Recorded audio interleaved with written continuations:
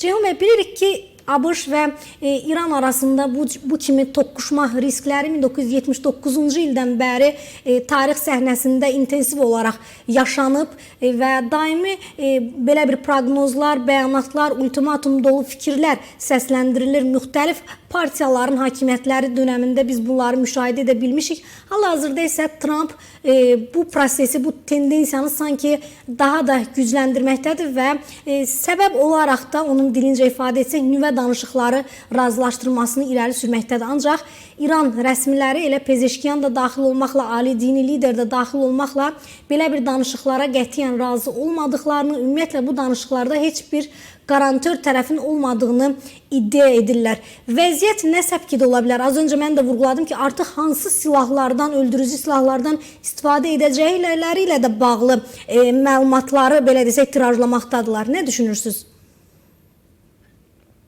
Qeyd etmək lazımdır ki, əslində burada hər iki tərəf çalışır ki, təzyiqlər vasitəsilə danışıqlar masasında daha çox öz marağını təmin etsin.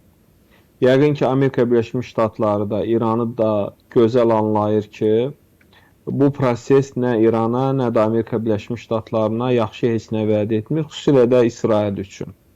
Və o mənada bugün İranda, məsələn, baxın, İran uzun müddətli deyirdi ki, biz heç bir danışıqlara getməyəcəyik və ümumiyyətlə müzakirədən söhbət gedə bilməz. Amma biz bu günlərdə müəyyən bir çərçivədə danışıqların getdiyini gördük. Və gəlinən nəticə odur ki, bu danışıqlarda tərəflər heç nə əldə edə bilmədiklərinə görə bu danışıqlarla bağlı hələ ki müəyyən müzakirələr getməkdədir. Amma bir daha mən onu qeyd edirəm. İran həm bu danışıqlardan daha çox öz maraqlarını təmin edərək çıxmaq istəyir. Amerika Birləşmiş Ştatları da eyni qaydada. Burada məsələnin digər tərəfi nədir? Məsələnin əsas tərəfi ondan ibarətdir ki, bugün İsrail yaxın şərqdə İranı tamamilə zərərsizləşdirmək istəyir. Və Amerikanı da daha çox müharibəyə təhrik edən İsraildir. Yəni, İsrail Suriyada İran məsələsini bitirdi. İsrail görür ki, hazırda bölgədə onun üçün ən ciddi təhlükə törədən dövlətlərdən biri İrandır.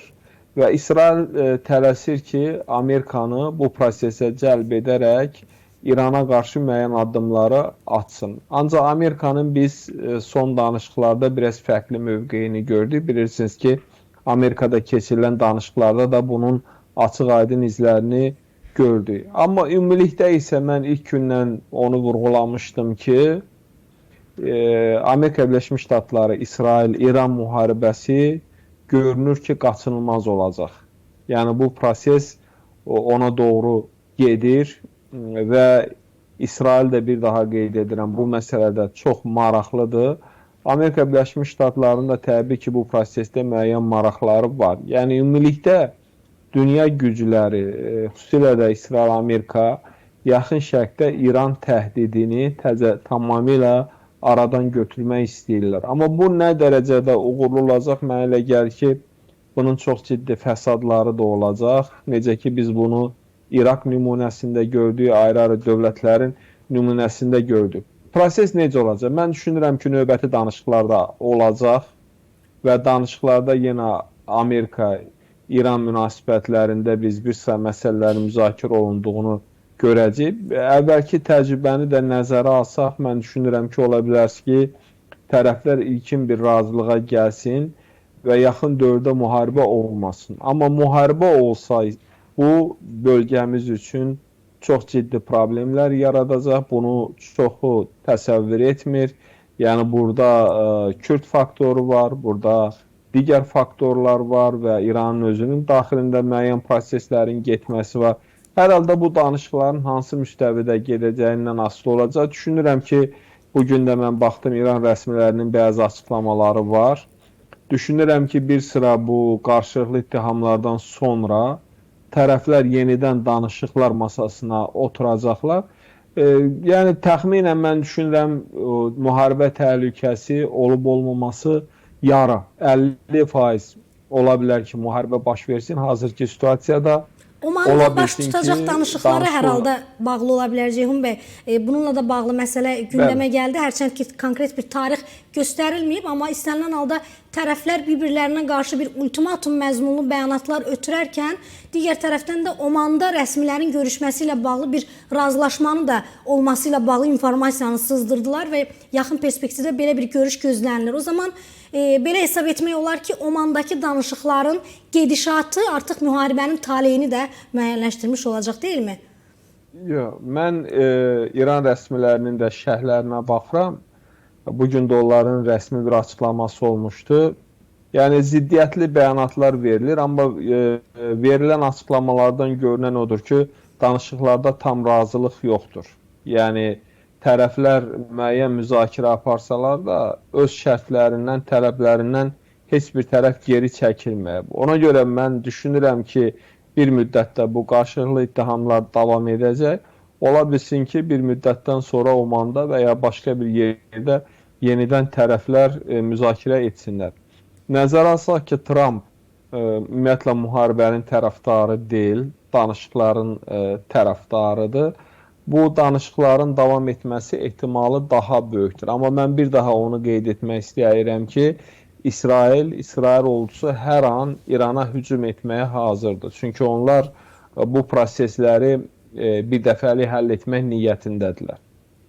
Ceyhun bəy, bir də az öncə mən o məsələni də qeyd etdim. Pezeşkiyanın Bakı səfəri, xüsusən də regionda vəziyyətin daha da gərginləşməsi əsnasında, yəni İrana yönəlik təhdidlərin intensivləşməsi sırasında Pezeşkiyanın Bakı səfəri məsələsi gündəmə gəlmiş oldu və eyni zamanda bu cür tərif olundu ki, yəni təhlillər içərisində bu məqam da qeyd olunurdu ki, artıq İran xüsusən də qonşu dövlətlərlə xarici siyasət istiqamətlərini artıq yumşaltmaq, normallaşdırmaq və səhvlərindən nəticə çıxarmaq ərəfəsindədir. Elə Bakı səfəri də bu istiqamətdə önəm daşıya bilər və nəzərə almaq lazımdır ki, buna paralel olaraq da Azərbaycan prezidenti cənab İlham Əliyevin müvafiq ADA forumunda elə İrana yönəlik də olduqca önəmli mesajları oldu. Bütün bunlar kontekstində Pezeşkiyanın səfəri dilə gətirilsə də, gündəmə gətirilsə də ancaq hələ ki həyata keçirilməyib. Nədir gecikmənin səbəbi sizcə? Bəli, əslində cənab prezident konferansda bir çox məsələlərə aydınlıq gətirdi və Azərbaycanın mövqeyini açıqladı. Burada bir məqamı nəzərə almalıyıq. Görünən odur ki, əslində əvvəl də bu fikir ayrılığı var idi. Amma görünən odur ki, hazırda İran prezidenti və onun aparatı ilə mühafizəkarlar, yəni Ali Dini Şuranın aparatı arasında bir sıra məsələlərdə fikir ayrılığı var və son dönəmlər görünən odur ki, bu ziddiyyətlər daha da artmaqdadır. Yəni əslində Pezeşkiyanın davamlı olaraq verdiyi müxtəlif açıqlamalar, hazırda mühafizəkarlar tərəfindən Pezeşkiyanın ünvanına səsləndirilən fikirlər, ittihamlar, İqtisadiyyat Nazirinin vəzifədən azad olunması və s. istiqamətdə atılan addımlar əslində bütün bunlar onu göstərir ki, burada müəyyən bir ziddiyyətlər var. Yəni və bu ümumi prosesi biz təhlil edəndə sanki mühafizəkarlar, yəni konkret olaraq mühafizəkar rejimin nümayəndələri, yəni Ali Dini Şuranın aparatı ilə qeyd etdiyimiz kimi administrasiya arasında Azərbaycanla bağlı məsələlərdə də müəyyən müzakirələr getməkdədir. Yəni biz ümumi götürdükdə hələ də İran rəsmilərinin, xüsusilə də mühafizəkarların Azərbaycanla bağlı məsələlərə daha ehtiyatlı yanaşdığını görürük.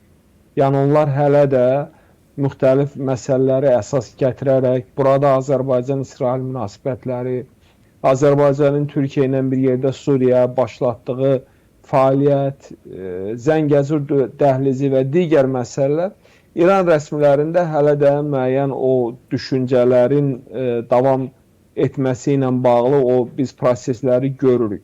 Ona görə görünən odur ki, hələ də bu proses biraz uzanır. Pezeşkiyanın özünə qalsa, əlbəttə ki, o əvvəl də Azərbaycanda olubdur və onun özü çox istəyərdi ki, Azərbaycana gəlsin və Azərbaycanda bu görüşləri keçirsin. Hər halda biz ümid edirik ki, bu səfər baş tutacaq.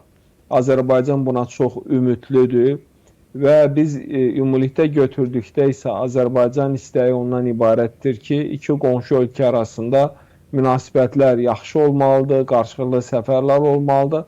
Amma qeyd etdiyim məsələ ondan ibarətdir ki, İran tərəfində də hələ müəyyən bir tərəddüdlər var. Amma bu səfər mən düşünürəm ki, İranın özü üçün də lazımdır. İranın gələcək taleyi ilə də bağlı Azərbaycanla münasibətlərin normallaşdırılması xüsusi önəm daşıyır.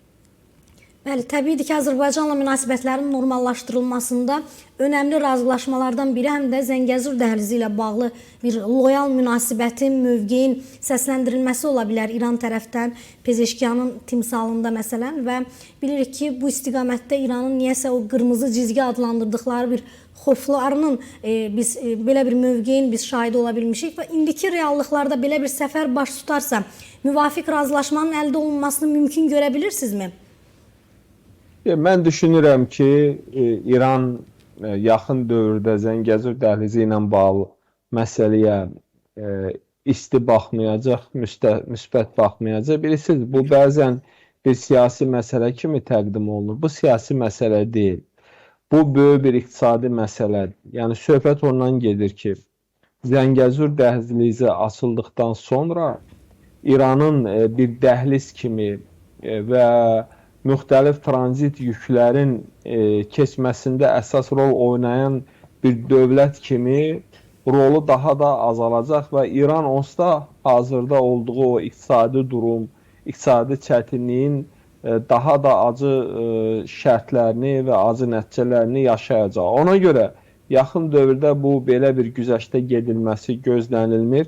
Baxın, İran daha çox çalışır ki, Ağbənddən olan o dəmir yolu, avtomobil yolu çəkilsin və bu proses sürətli bir formada getsin. Yəni, İran heç bir vəcihlə bu yüklərin daşınmasından əldə olan gəlirdən məhrum olmaq istəmir və ona görə də biz bunu hələ ki bir onlar tərəfindən müsbət qərar kimi görməyəcəyik. Onların ancaq çalışdığı odur ki, qeyd etdiyimiz kimi birbaşa, yəni Azərbaycan, İran və digər yüklər. Yəni, burada orta dəhliz və digər çox mühüm layihələrdən söhbət gedir ki, İran bununla bağlı çox narahatdır. Azərbaycan mövqeyinə gəldikdə isə, Azərbaycan bu məsələdə israrlıdır, Azərbaycan bu məsələdə prinsipialdır. Mən düşünürəm ki, birinci növbədə Azərbaycan Naxçıvanı Azərbaycanla birləşdirən dəmir yolunun, avtomobil yolunun açılmasına nail olacaq. Yəni, bu hazırda Ermənistanla bu istiqamətdə danışıqlar gedir. Ermənistan buna uzun müddət nail ola bilməyəcək və mən düşünürəm ki, bundan sonraki dövrdə də artıq birbaşa yüklərin daşınması və birbaşa bu prosesin getməsi baş verəcək. Əslində, burada getdikcə Zəngəzur dəhlizi daha çox qlobal bir mahiyyət daşıyır. Bu məsələdə Orta Asiyada maraqlıdır, Çin də maraqlıdır və hesab edirəm digər dövlətlər də maraqlıdır. Çünki birazdan sonra biz dəhlizlər üzərindən və dəhlizlər uğrunda ciddi savaşların, rəqabətin getdiyini şahid olacaq. Növbəti illər dəhlizlər ili olacaq, dəhlizlər üzərində mübarizə ili olacaq. Müharibələr səbəbindən, qarşı durmalar səbəbindən. Bütün hallarda Azərbaycan mən düşünürəm ki, yekunda öz məqsədinə nail olacaq.